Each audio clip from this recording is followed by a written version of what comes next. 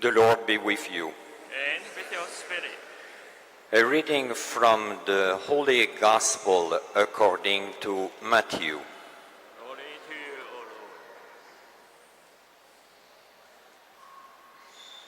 Jesus told his disciple this parable.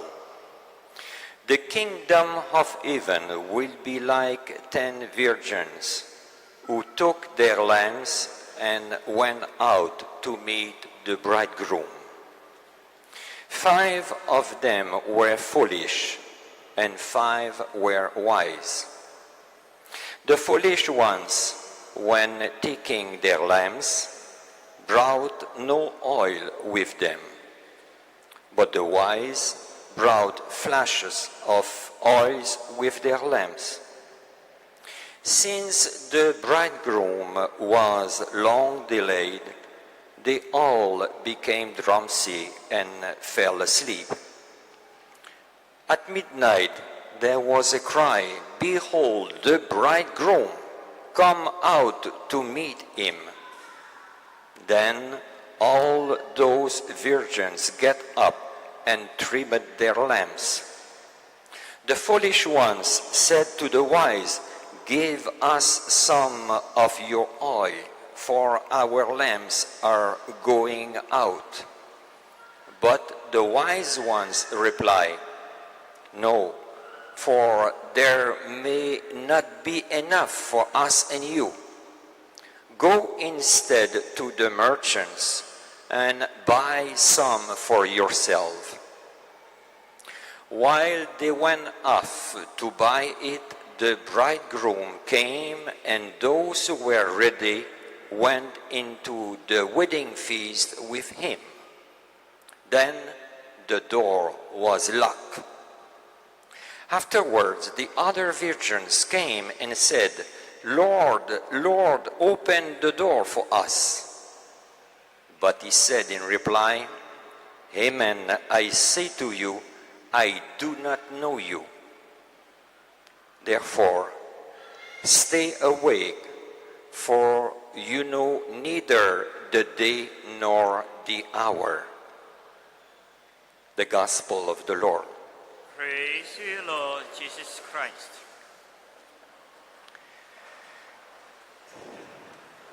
If we pay attention, we saw that the first reading of today eulogized wisdom.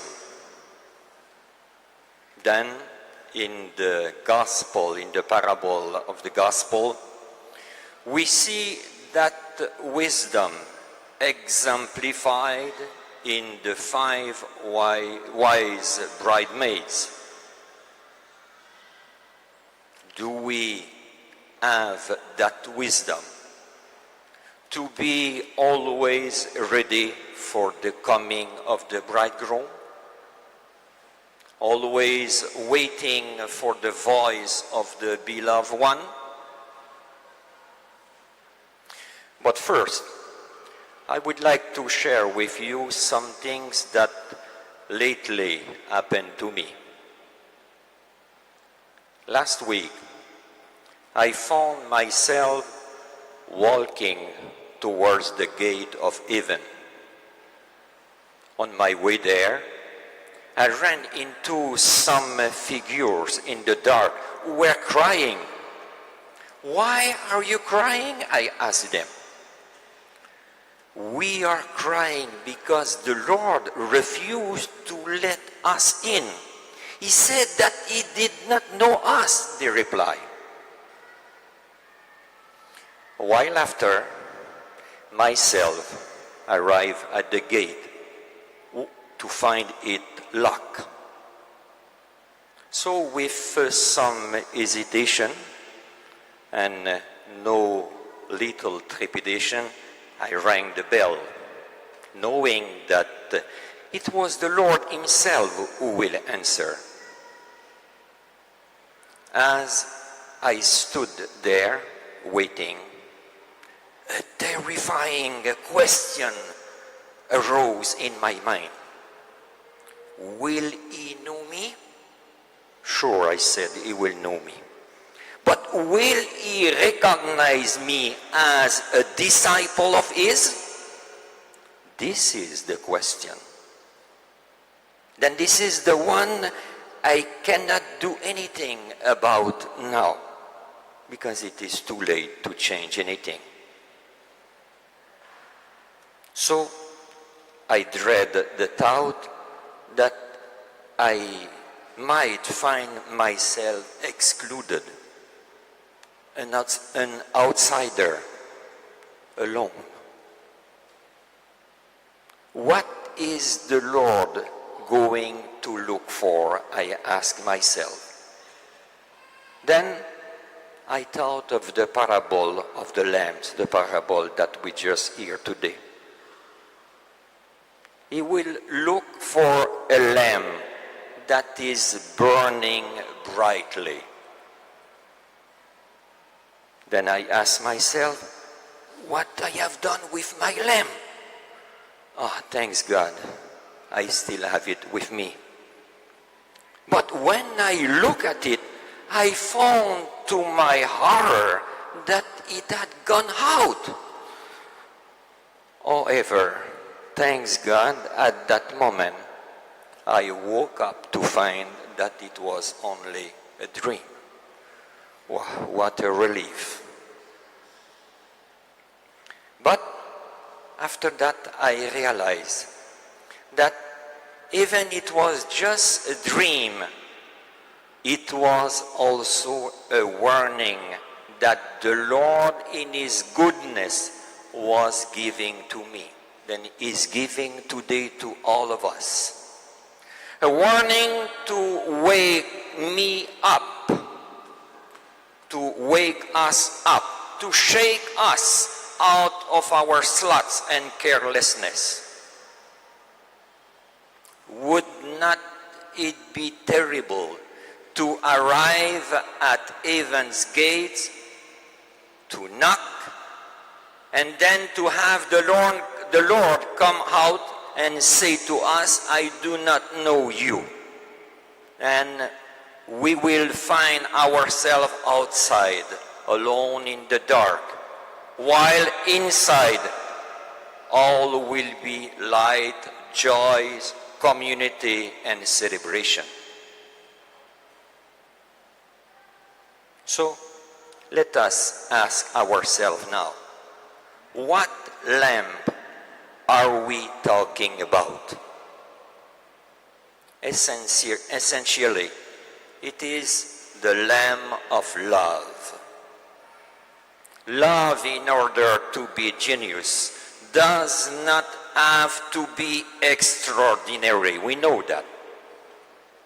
Saint Mother of Teresa of Calcutta said one day, it is not what to do which is important, but how much love we put in the doing. Most of us, she said, we can do not great things, only small things, but with great love. And how does a lamp burn? Through a continuous input of small drops of oil. If we know if the drops of oil cease, the lamp will go out. Then what are those drops of oil in our lamp? They are the small things in our daily life. Faithfulness, punctuality, small words of kindness, a thought or a care for others, especially those in need. Our way of being sometimes silent, our way of looking to other, of speaking to other, of acting, our capability to forgive. These are the drops of love that keep our religious life burning life like a lively flame. Jesus already shared with us his life. He shared our loneliness, our anguish, our death also. He is not far from us. He is very close to us. We can touch, serve, and love him every day of our life. With the oils of prayer and good works, we must keep the lamp of faith burning, and he will recognize us because of that. We will not be judged on a momentary lapse, but on our life as a whole. But since we do not know the day nor the hour of the Lord's coming, we must be prepared so that when he comes, we can enter his kingdom. To be prepared means to be a doer rather than only a hearer of the word. So once again, all that Jesus says to us in this parable of today is meant to be a warning to us. Then this warning is a sign of his love for us. Through a spirit of prayer and watchfulness, Christ will help us to keep his light burning brightly. He will help us to experience every event as a beautiful moment in our life, so that our soul should always be ready for the coming of the bridegroom, always waiting for the voice of the beloved one. Amen.